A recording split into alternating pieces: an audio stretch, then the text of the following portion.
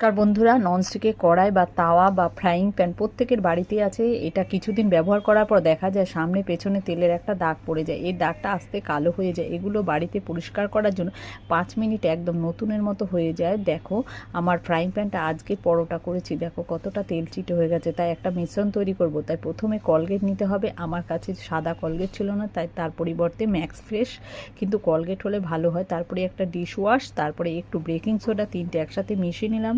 আমার যেহেতু খুব একটা বেশি তেল চিটে পড়েনি, তাই আমি 1 চামচ করে নেওয়ার প্রয়োজন হয়নি। অল্প অল্প করে নিলে তোমরা চাইলে 1 চামচ করে মাপ নিয়ে মিশ্রণটা রেডি করতে পারো। তারপরে মিশ্রণটা একটা টুথব্রাশের সাহায্যে সামনে পেছনের পিঠে যেখানে অ্যালুমিনিয়ামটা আছে সেখানে ভালো করে লাগিয়ে 5 মিনিট রেখে দেওয়ার পর নরম স্কচব্রাইট বা লাইলিনের স্কচব্রাইট আছে সেটা দিয়ে হালকা হাতে ঘষে নেওয়ার পর পেছন পিঠ স্কচব্রাইট দ্বারা ঘষে নেওয়ার পর ধুয়ে ফেলার পর দেখো কতটা পরিষ্কার হয়ে গেছে।